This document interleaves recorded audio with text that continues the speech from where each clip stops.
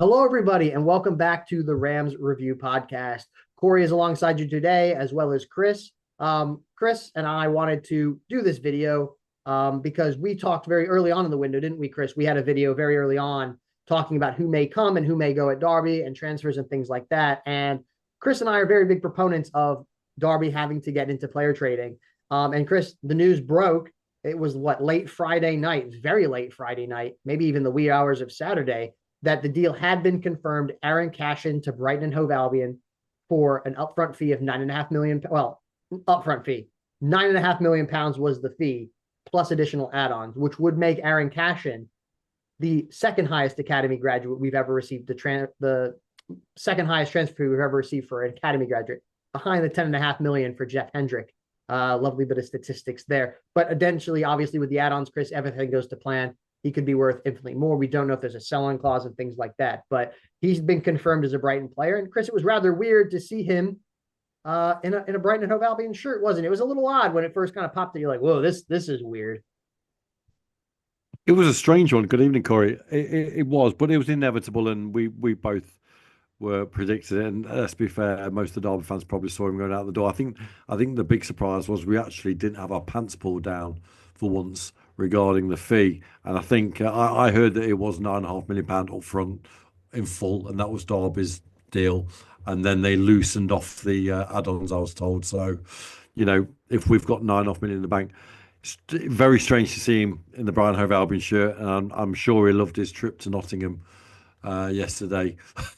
I'm not sure.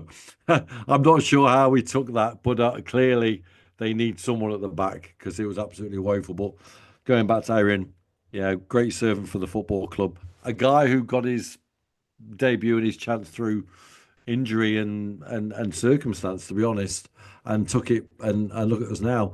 And like you said, we need to trade. This is the first one of hopefully many trades in the years to come of people coming through. Yeah, Chris, good evening to you. I was remiss in welcoming you as we were talking off air. I'll let you off.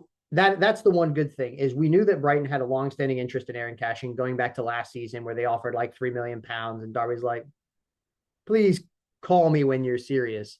And they eventually did it at 9.5, and it's good that the fees up front, not necessarily installments. It gives Derby some opportunities we're going to talk about because we believe, well, Derby's already splashed some of the cash. We're going to talk about that in a minute as we talk about Eiran Cashin in the future post. But, 144 appearances for Derby County. And, what is Cashin? He's what, 22? Is he, Chris? Yeah, he's 22. 23. He's 23 because his just birthday turned 23, hasn't he? 23 years old, 144 appearances. And it just goes to show you that as a player, there is a pathway to the Premier League. There is a pathway to the upper echelons of the game if you go and you get consistent games. And I think that that's a remarkable testament to Cashin because it would have been easy for him to, when we were in administration, when we had gone down, he didn't have a contract. He could have easily said, hey, I'm highly rated. I could pick up somewhere else. I can go, and ply my trade elsewhere. And it's always sad to see a player leave. It's always especially extra sad because fans love academy players even more to see an academy graduate leave. But ultimately, Eiran Cashin's growth progression at his current place in time and where he's going to be in a year from now, 18 months from now, is going to significantly outpace where Derby's going to be in a year or 18 months' time. So it's the right time to sell because, again, Chris, if we go down to League One, he's going for $3.5 million. Like that's, you know what I mean? Like his value is half. But it's a testament to him as a player. We're going to talk a little bit about that. But going to get 144 games for a club by the age of 23 is absolutely remarkable. Testament to him. I hope he goes and smashes it at the top. And I hope he gets some game time because Brighton were at sixes and sevens. See what I did there? Yesterday at the City Ground as they hit a touchdown. Very good. As they hit a touchdown on Brighton and Hove Albion to use an American term. But it's a testament, isn't it, Chris? 144 games at the age of 23. I was just mind boggled by that because you get these players in the Premier League that, sit on City's bench or you get, that sit on the bigger Premier League teams. Look at someone, Chris, like a Dylan Williams. Could have stayed at Derby. Obviously, there was extenuating circumstances because Derby sold him to Chelsea to keep the lights on during administration. But you just wonder and you think, man, if we had players like that had stayed, they would have played all these games. They would have been much more experienced. They would have understood what it means to professional. And he's 23. His best years are still in front of him. But, obviously all the best to Eiran Cashin. But Chris, just a few words on those games for Derby and your biggest memories of Eiran Cashin. When we look back in this video and we talk to our grandchildren, or your case, great-grandchildren. I'm just kidding. When we talk to our, next generation about Eiran Cashin, the player, and they look at this video and how well it's aged, what are your biggest standouts for Eiran Cashin and his time at Derby County? It's a really strange one. I think a couple of things. The thing that stands out for me for Eiran Cashin is his reliance, his reliability, and his reliance on his own confidence, because he is a confident player. And if he does make a mistake in a game, he normally doesn't let him affect his ability to continue in the game or his concentration. The thing that sticks out for me for Eiran is probably the first time I saw him was at Notts County in a pre-season friendly, and I think he scored. In fact, I'm pretty sure he scored. And we turned around and I looked at my dad and went, where's this kid come from? And lo and behold, I don't think we saw him again that season. I think he stayed in the academy. And then I'm trying to think who got the injuries that forced him through the side. But then obviously his first goal for the club at Blackpool away had to be a memory up there. Look, is he ready for the Premier League? Time will tell. Who knows? We can't thank him enough for what he did. My only concern is, and this we'll go into this in other pods or perhaps this one, I think there's a deeper issue here regarding that Eiran wants to go, and then obviously there's a belief in his head that potentially Derby haven't got what it takes to stay in the Championship, or I would have been convinced he would have stayed for the fight. I think for him to put a transfer request in, obviously he thought that the time was right for him to go, and potentially not, like you said, have his career dented somewhat with a relegation. So yeah, I think it was a win-win for everybody. Yeah, I would agree. And again, very excited that we did not get taken to the cleaners on the transfer fee like we have done for players in the past. Like I said, the last time we got a fee of this significance for a player was Jeff Hendrick. What was that, 2013? It's 2016. 2016, yeah, Jeff Hendrick. God, he's only 33, but that has been around forever. But it's a good size fee. And with the upfront cash, Chris, it allows us opportunities to flex it. And I know you're a massive proponent of this. We've said about this on many podcasts and many videos. Derby don't have very many sellable assets. When you look at the teams around them, you sit, who really wants Derby players? And I'm not being rude, I'm not being disingenuous, right? The goalkeeper, yes. Kane Wilson, probably. Ibu Adams, potentially, with the season that he's kind of having. And then the list is starting to get rather short. I'm excluding, obviously, Salveson. I'm excluding Langås, and I'm excluding Clarke as well, because they're kind of new to the team, right? And then you start looking at, Liam Thompson, maybe, but Liam Thompson's not at the level Jason Knight was, that Max Bird was, that Eiran Cashin is. You're looking at 250, 300,000 if you're lucky, maybe. So you're looking at these players and you're starting to look, where's the player trading? And I know, the issues with Paul Warren, the issues with the style of play, the issues. I heard the boos rang out at Pride Park yesterday. I watched the game.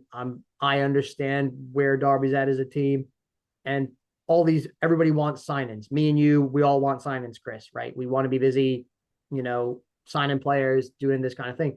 But we can't, when you sign players for no money, there's a reason that there's no money, that they're worth, that they don't have a value of £0 or whatever. There's sometimes a reason behind that. Either you're paying them more wages, or they're just not very good. And so, you have to be able to pay transfer fees for players, especially when you're looking at the sharp end of the pitch, wingers, forwards, attacking midfielders. Those players change games at all levels of football. They cost a lot of money.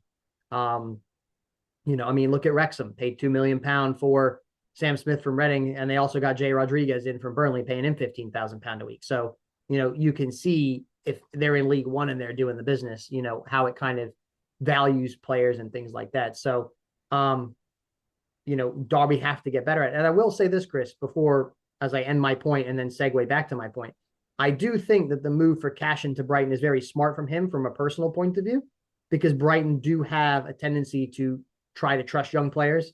They've obviously tracked him for 18 months, 2 years potentially, right? They've looked at him in great detail. They've come back several times for bids. They've wanted him throughout the course of the window. Cashin's probably going to go be their 6th or 7th best center half because they have some very good players at Brighton. But who knows what's going to happen with the managerial situation in summer with Brighton if they fall short of expectations. He's got an opportunity to go there and play in the Premier League, and you can't begrudge the guy. But on the flip side, going back, Chris, we have to player trade. And as much as this hurts, Darby's already splashed the cash in cash, but we have to get better at player trading. And this feels like a win for everybody, doesn't it, Chris? Like, I'm actually, while I'm sad, I'm not as probably high up on Eiran Cashin as what a lot of people are. I'll be honest, hold my hand up there, but this is a success for all parties, isn't it?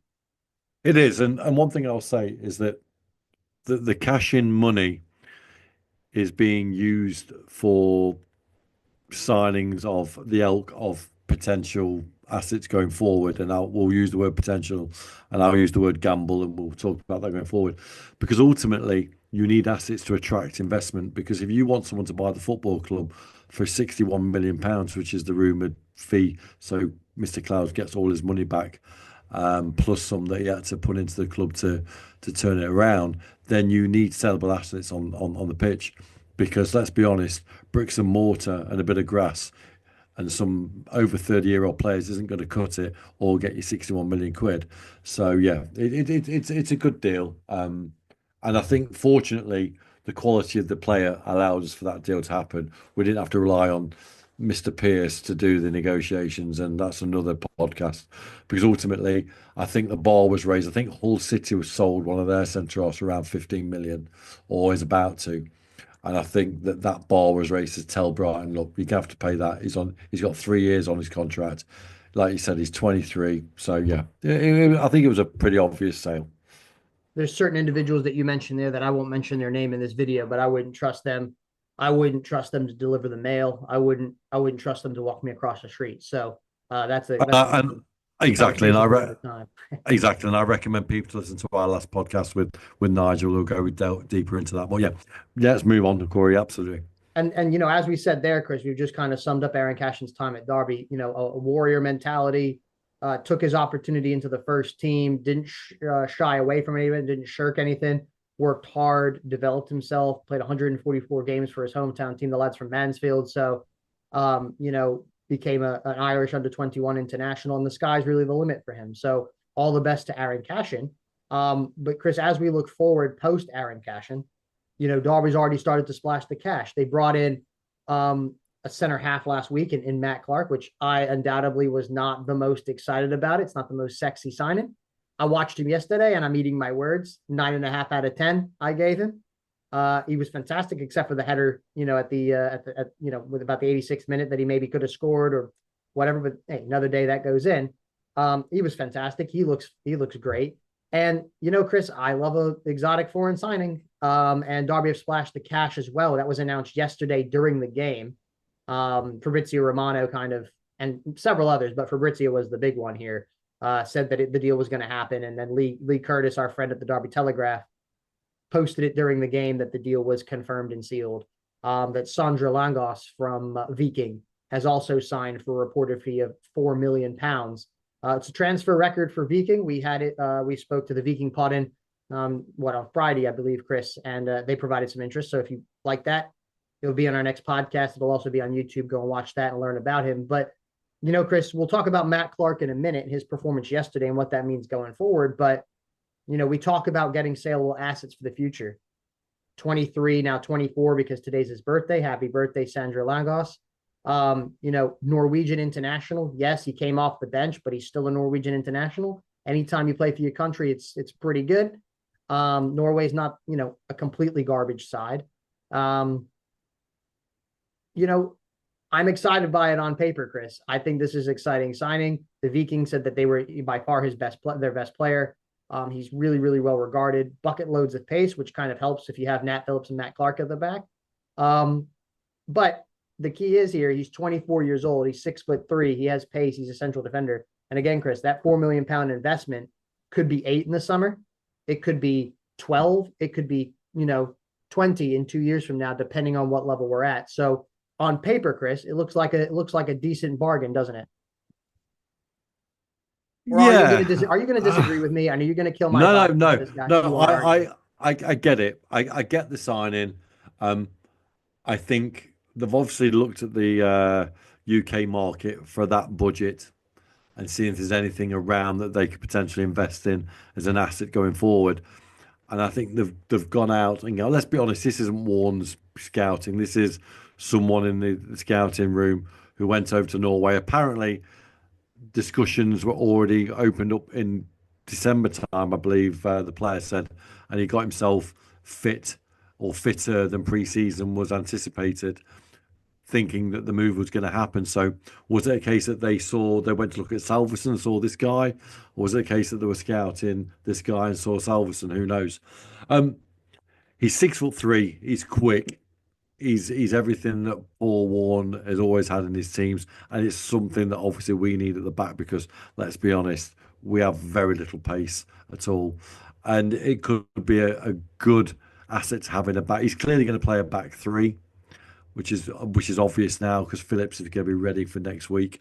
Um, my only concern is his experience. He's played all his games bar four in the first division of Norway. He's never really been tested as such. He had the odd peripheral game in the European competitions in the I don't know what you call them, preliminary rounds as such. So 4 million quid, Corey, is a lot of money for a guy with only 80 odd, 90 odd appearances in the Norwegian league. But look, if he does the business, I think he looks a bit like Adam Peaty as well, a thin, tall Adam Peaty from a distance. But look, if he does the business, then it's well done, the scouting team. What I will say is Paul Warren admitted that he hadn't met the player until the deal, the figures have been done, which was a bit alarming because he always told us that before anything was done, he would speak to the player first. So make of that what you will. Yeah, maybe the decision makers have said, why don't you focus on, not being James Bond, no wins, no draws, 7 losses, and let us deal with what we're doing there. And I will say this, Chris, £4 million is the highest transfer fee Derby have paid for a player since September 16th, 2020, when they paid £3.95 million for Kamil Zuzviak. So remember him, And blast from the exactly, past. So it's exactly. a significant outlay of the 9.5 million. It's almost half the fee. And that's the player that I mentioned today to a friend of mine. I said the last time we paid this kind of money was for Josviak, who was another gamble, who was another international, who had had a few trickled games, who was really unknown, not really tried and tested, and ultimately it didn't work. And that's my only concern. And also, we have a bit of a history at this club for buying uh, centre halves from abroad in the sort of post 2010 era that haven't gone very well. Albentosa for one, and I then was just Mike, thinking Raul Aventosa yeah, and and Virgil Mal. van Was it Mike, Mike? Yeah, Virgil Mike and Taveric. Mike. Yeah. So I we'll see. I hope it works. If it works, it's a fantastic asset. It's a money ball asset, as we go on about. You can easily double your money on a 25. Yeah, you could play one season, one half seasons, play out of his skin, and all of a sudden we've got a £10 million defender. So yeah, it's potentially good business. Most importantly, let's hope he can hit the ground running because we can't bed him in. We haven't got time to bed him in, and that's my only other concern. Yeah, He hasn't got time. yeah. And I mean, you look at someone like Zetterstrom, Chris, who's probably 10 times his value this season because we paid what £1.3 million for Yeah, Jacob Zetterstrom. He's worth at least 10 if in the summer. You know what I mean? If depending on what league Derby's in, he's at yeah, least tripled, if not 10 times his money. And Kenzo Houtmine, you could make the case that he's probably double his fee because we paid what 350,000, 400,000 for him. So you could make the case that he's worth 1.5 and he's doubled his fee, right? You could make that case because he's played so many championship games now. And I remember the signing Raul Bentosa. I was actually in England visiting family when Derby signed him, and I was like, this signing is just next level. And then you realize he didn't have the right, Dr. Scholes, and it just didn't go well from there at all. But, highly significant outlay for the money, Chris. And, you're not going to kill my vibe because I'm all in on Sondre Langås, regardless of what you're trying to kill it. But, it's about buying these players for once. And the last couple of years, Chris, I think it's important to note to everybody, and I think everybody's well aware, the last couple of years have not been Derby functioning as a normal football club. When we signed McGoldrick and Connor Hurahan and those kind of players, Phil Jagielka, like it was just you're a warm body and you can play here. So we just had to get people in. And now in this kind of, I'm not going to say phase two, but like phase 1.5 of this rebuild, now we have to start getting younger. We have to start getting more athletic. We have to start getting fitter. We have to start getting those players that have the sell-on fees. And it's nice to see that, the one thing with the Lars Jorgen Solveson signing, 2.5-year contract, and he's 28. I was like, well, at least we're not signing to like a 5-year deal. Like at least we can give him up to the age of 30 and go, how'd this go? And reevaluate. And with Sondre Langås, it's a little different because he's now he's 20. He was 23 yesterday. He's 24 today because today's his birthday, like we mentioned. But he's got a 4.5-year deal. So his value is going to be immensely protected. I don't think Derby will put a release clause in there. No. So even if we go down to League One, we have, a building block to build off of. We have somebody who's half decent that we can, hopefully half decent, that can, go and do the business.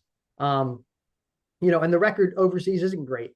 But, Chris, if I look at, the reason I'm so buoyed by this is because I'm looking at the recent history. I'm looking at the signings of Zetterstrom. I'm looking at the signings of Kenzo Houtmine. I'm looking at even Solveson, who showed in his, 2 games in 25 minutes that he has something about him, right? Obviously, we don't have the luxury of betting players, and I agree with you. But going off that recent history, all 3 of those look like finds. All 3 of them look like gems. And, another thing I would agree with you on, I think when you look at these markets, you have to, as a club at Derby County, at the level that Derby's at, you have to look at undervalued markets. There's, I don't know if you ever read the book Soccernomics or whatever. They talk about undervalued markets. If we go and get a Brazilian center half or an English center forward or a Dutch midfielder, there's a surcharge on that because it's England, the Netherlands, and Brazil. Like there's just a surcharge because it's, top tier talent. Like you're thinking, a Dutch midfielder, you're automatically thinking like Johan Cruyff. English striker, you're already thinking Harry Kane. And, I would much prefer, Chris, if it's me, to go and get Matt Clarke for $250,000, who's our player. And if we stay up, there's a contract in place potentially and whatever, right? I would prefer to do that than go and get an unproven guy from the Premier League because you could get a Fikayo Tomori, but you could also go get a Trewanda Chirewa, which I just want to forget, right? Like, so there's levels to this. And I think that it's important to note that, you have to look in these undervalued markets. And I think, I think it's a good bit of business. Time will tell if it's a good bit of business, but I think initially looking at paper, looking at scouting reports and statistics and things like that, because we haven't seen him yet. He'll probably play at Norwich on Saturday straight in. I'm excited by it. And I think it's a good use of the cash. And then, on top of that, Chris, we got Matt Clarke back earlier in the thing. And like I said earlier, I was very impressed with him yesterday. I thought he was way better than what I remember. I'm not saying the first year he was amazing when he won Player of the Year, but the second season he was there, he was not the same Matt Clarke that we had seen in that first season of the loan, if that makes sense. And he looked phenomenal. I really thought it. So overall, bringing those 2 players in to cover for, Cashin's departure, and then obviously, Nelson's injury, we've got rid of Bradley. So those 2 players are younger, they're fitter, they've got a little bit more about them than Sonny Bradley. They're going to be with us long term. Eiran Cashin was never going to do that. And obviously Big Kurt is out, which is unfortunate because he's probably our best defender. But your thoughts on Matt Clarke and then obviously moving forward. Well, Matt Clarke is a no-brainer. 250 grand for a it's not even a loan fee, it's a transfer fee, isn't it? It's a 6-month contract. And there is a contract in place for a further 3 years, I believe, if we stay up, and I think that's pretty much done and dusted. I think Matt Clarke has got a lot to prove to others who doubted him because of his injuries. I think his back was the main issue, if I remember right, at Borough, and probably something that Cashin left on his shin the last time I saw him when he was playing for West Brom. So he's a very, very good player, and I think Ed Dawes summed it up quite well. He's the player now that Eiran Cashin needs to be in the next year or so to have any chance of playing in the Premier League on a regular basis. I think with Matt Clarke, my only concern is not a footballing centre half. He's another stalwart central defender, an old school defender. So if you look at the back three that we're going to play potentially of him, Langås and Phillips, is there a footballer between the three? We know that Phillips can't pass a ball 10 yards. We know that Clarke is restricted. So we're hoping that Langås is that cultured centre half. Because let's be honest, football nowadays, Corey, starts from the back line and playing through the lines and playing through the channels, and that's something that Derby just do not do. And we've lost that infamous 60-yard diagonal that we used to have with Cashin, which to the point where it no longer worked because teams worked us out. So the question is now, are these three together able to play through the lines and get us progressing up the pitch? Time will tell. And they're going to have to because, as you know, you saw yesterday in the Sheffield United game, they were picking up the fact that we were going to play that long ball to Solveson nearly every time. And no disrespect to Solveson, but every time he tried to go up for a header off of a kick from Zetterstrom, two or three men were around him, and he couldn't win anything when two or three men are around him. So you're going to have to start doing things at other time. I know the Viking pod and Chris said that he's very, very fast. So that hopefully helps on the turn with Clarke, and Phillips covers their weaknesses. And he's improved greatly on the ball in the last year that he's been at Viking as well. So, hopefully we can do something, and we can, we can develop we can develop anything really, any sort of style of play that's not from the 18th century would be great. But we, like you said, Chris, it's all about that bed in time. And, we've got a few minutes left, Chris. But if we sat here a week ago and I told you, I wouldn't tell you that we'd lost because that would just depress you. That would just be depressing, and you'd probably hang up on me. I'll just say to you what's new. Go on. Sorry. Yeah, you're too much of a gentleman to do that. But if I said, hey, we subtracted Eiran Cashin for £9.5 million plus add-ons, we were able to get Matt Clarke for £250,000 on a deal, and we were able to go get a Norwegian international from Viking for £4 million. He's 23 years old. I mean, what would you have told me, a week ago? Would you say this has been a successful week, or would you be saying the same kind of stuff now, or would you be, not as keen on the sign-ins? No, I think they're sensible signings because ultimately you've got to stop the goals going in at the back first. Obviously, the bigger problem is that we have too many zilch goals scored since Christmas. So, we're the only team in the Football League who hasn't won a game. So it tells you a different story up top. I think Salverson will only be Salverson with. I'm not sure Yates is doing it for me at the moment. I think he's been absolutely.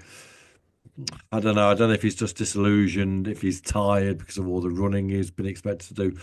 He just doesn't look the same player that we had. So I think I'm happy with what we've got so far. I just hope with the remainder of the 24 hours or so in the window that we do a bit of sensible shopping and have a loan, 2 or 3 loans. I think we're allowed. I think we've got 2 potentially, haven't we? Because I don't want us to spend the rest of that 6 million, 9 million quid. I think we've got about 5 million left of it. Let's save it because who knows where we're going to be at the end of the season. Let's get a couple of shrewd loans in. The O'Brien one's gone. He's going to Swansea. So we've been linked with a guy called Dobra from Chesterfield today. Not sure he's ready. Let's see. This is where the recruitment team will really earn their money tomorrow. Yeah, for sure. And Dan Barlasser has been another player that's been linked. And, I agree with you, Chris. I think if we can pick up loans or we can pick up players for under, let's say, £750,000, right? Yeah. We can get 3 £750,000 in that are our players that are of that prime age that are going to not only improve the squad short term, have long term sell on value and grow and develop at Derby. That could be a smart move. But yeah, we can't just sit there and go and blow £6 million on a player. David Clowes lost £14 million owning Derby County last year. They lost $14 million as a football club. That was in League One. That was without promotion bonuses, bigger wages, obviously without the bigger revenues. But you can't continue to sustain a football club at £14 million losses. It's an important thing to get into player trading, Chris, and to continue to add assets. And that's what we need to look at. Add players who can play this game to help us out of the quagmire that we're in, to get us up that table, to keep us in the championship, because that's ultimately what's going to be, successful in player trading, is staying in this division, because championship players are worth more. But then ultimately getting players that have future sell-on value as well, but can add something today. It is. And one player we mentioned before we came on air is Jeff Hendrick, who's a free agent at the moment at 33. And people turn around and go, he's too old. But I turn around and say Barry Bannon. If someone said to you, you can have Barry Bannon now for the remainder of the season. I would fly to England. Yeah, Barry Bannon up. to then drive him. People say he knows it. He was at Derby short term when he went from Villa, but Jeff Hendrick's 33. He can play football. He's not an old codger. He can get onto that pitch. If he gives us 10 good games from now to the end of the season, I would look. I don't know what his fitness level is like at the moment, but there's a player there who can play through the lines, who can score goals from deep, who can get into the box. And I just think that if you want passion coming in for a cheap price, he might be a good option. Can I throw one other name at you, Chris? Go for it. Johnny Russell. Released Johnny from Russell. Sporting Kansas City. He's 34, 35 years old. He revitalized himself here in the MLS. Top scorer for Kansas City for like 5 years. He was their captain. Obviously, we've had him on the podcast and things like that, but released, and he still doesn't have a team. And you could call up Johnny and you could call up Hendrick and you could be like, look, 6 months, save us from this, and then we can give you a different length of contract and keep you around as the driftwood on the squad and whatever. But no money. They would play for Derby in a heartbeat. They would get us. I agree. They are players that would improve this squad. I agree. That would come at a heartbeat if it was a sensible deal for both of them. I just don't know what level of fitness they're on, whether they can hit the ground running, but that's another question. But there's two names that we both agree that might just give us a little bit more than we've got now. Fair enough. I agree, Chris. And unfortunately, our time has come to an end. So Chris Holt and Corey Hancock from Rams Review HQ. Chris, thanks for joining me this evening. Really appreciate it. Good to see you, Corey. Not a problem.